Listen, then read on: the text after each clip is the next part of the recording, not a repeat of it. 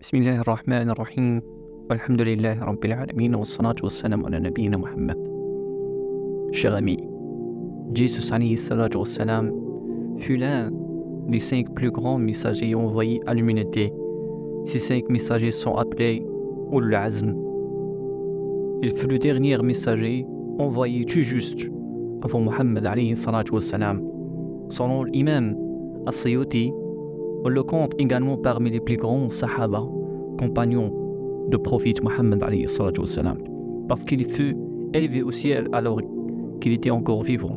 Ainsi, quand le prophète Muhammad rencontra Jésus lors de la nuit de l'ascension, Mi'raj, Jésus n'était pas mort. Et quiconque a rencontré Muhammad alayhi salatu wassalam a cru en lui et est mort avec cette croyance est considéré comme un sahaba. Alors, quelle leçon pouvons-nous tirer de la vie de Jésus alayhi salatu wassalam? Il y a en beaucoup plus que 10, mais par souci de brièveté, nous avons choisi les 10 leçons les plus importantes. Quand les gens couvriront Maria de honte pour avoir un enfant hors mariage, Dieu fait en sorte que Jésus accomplisse un miracle. Elle parla au berceau, s'adressant à ces gens qui critiquaient sa mère. Allah a dit, mais Jésus dit, je suis vraiment le serviteur de Dieu. Il m'a donné le livre et m'a fait profiter. Il a fait de moi une source de bénédiction où que je sois. Il m'a enjoint la prière et la zakat. Tant que je vivrai. Il m'a rendu dévieux envers ma mère et il ne m'a fait ni insolent ni misérable. Que la paix soit sur moi le jour où je naquis et le jour où je mourrai et le jour où je serai ressuscité. Tel était Jésus, fils de Maria. C'est la vérité. Et pourtant, ils ont 2 temps. Alors, première leçon. Être serviteur de Dieu est le plus grand honneur. Si l'on considère l'histoire de l'humanité, le terme esclavage a une connotation très négative et avec raison. L'islam fut réveillé pour que les humains se sentent d'être les esclaves d'autres humains et soyons plutôt assujettis à Dieu. À Allah est le plus grand honneur. Pour un être humain, être assujetti à Allah. Dieu est le maître, c'est lui qui décide, et l'humain entend et obéit. Tel est le contrat qui nous lie à Dieu, qui est le plus miséricordieux d'entre ceux qui font preuve de miséricorde. Il est celui qui donne sans compter et qui demande très peu en retour. Les prophètes feront honorer parce qu'il était les plus soumis à Dieu. Et c'est là notre identité la plus importante. Nous sommes les serviteurs de Dieu. Deuxième leçon. Les Écritures et la prophétie sont les bénédictions. Jésus alayhi salatu wassalam mentionne qu'on lui donné les Écritures et qu'il a été fait profiter et qu'ainsi il est béni où qu'il soit. Cela indique que plus nous sommes proches des Écritures envoyées par Dieu, le Coran et de monde de vie des prophètes, plus nous sommes bénis par Dieu. La clé pour obtenir des bénédictions de Dieu se trouve donc dans notre relation à ces Écritures et au mode de vie des prophètes. Troisième leçon, le savoir mener à l'action. Jésus fut le meilleur être humain de son époque. Il connaissait les Écritures, il était prophète, et tout de suite, après avoir affirmé cela, il précisait qu'on lui a ordonné de prier et de donner en charité.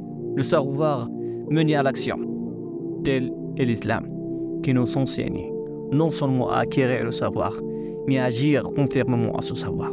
Quatrième leçon, des actions pour les gens et des actions pour Dieu. Un autre bel aspect de l'islam est la façon dont il allie la spiritualité et le sens pratique. Dieu ordonna à Jésus de prier pour son propre bien-être spirituel et pour établir un lien avec lui.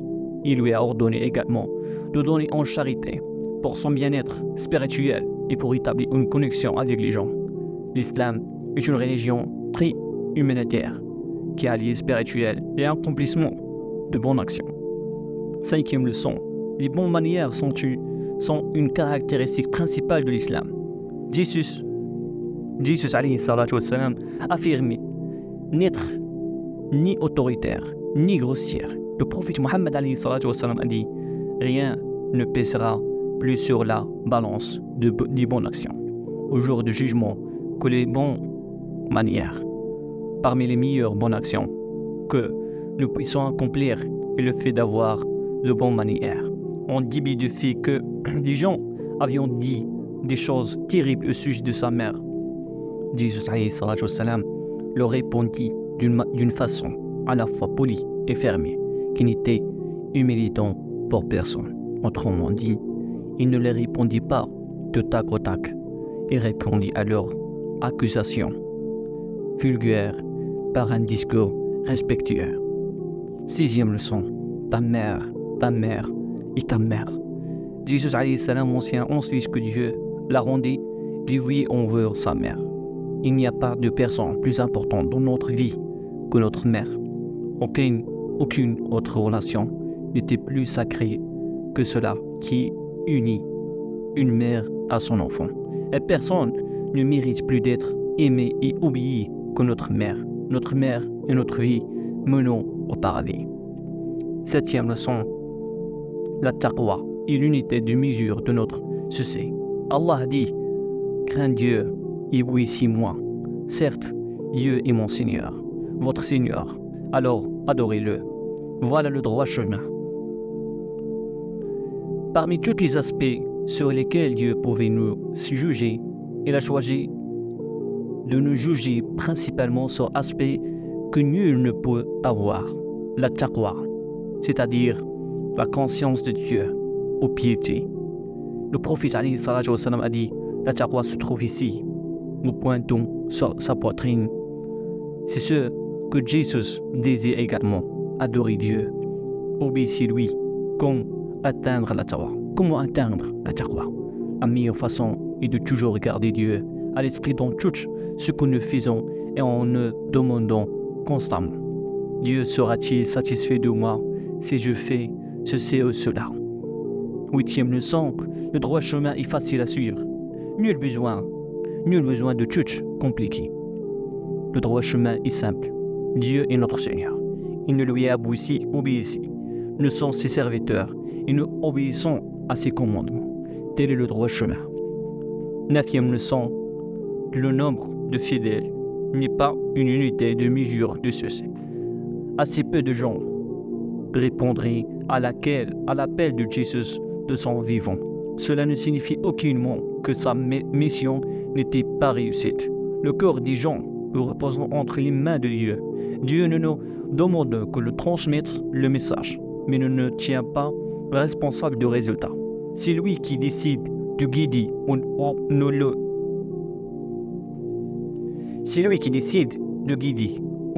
les gens. Et c'est pourquoi on dit de peu de gens qui répondront initialement à son appel. Jésus est devenu l'un des 5 plus grands prophètes de l'histoire. Dixième leçon et de dernière. Suivre la vérité. Même si peu de gens la suivront, même si peu les gens pratiqueront réellement l'islam, cela ne devrait pas nous décourager de le pratiquer nous-mêmes. Même si peu de gens suivront la vérité, cela ne fait pas moins d'elle la vérité. La vérité est fondée sur des effets véridiques et sur la révélation, pas sur le nombre de gens qui le suivent. Wa sallallahu wa sallam ala nabiyyina Muhammad. Subhanallahi wa bihamdihi wa ashhadu an la ilaha illallah wa astaghfiruhu wa atubu ilayh. Merci d'avoir regardé notre vidéo. Et n'oubliez pas de vous abonner sur notre chaîne et partager la vidéo avec vos amis musulmans. Et vous pouvez également regarder d'autres vidéos sur notre chaîne. Wassalamu alaikum wa rahmatullahi wa barakatuh. Merci d'avoir regardé notre vidéo. Et n'oubliez pas de vous abonner sur notre chaîne et partager la vidéo avec vos amis musulmans. Et vous pouvez également regarder d'autres vidéos sur notre chaîne. Wassalamu alaikum wa rahmatullahi wa barakatuh.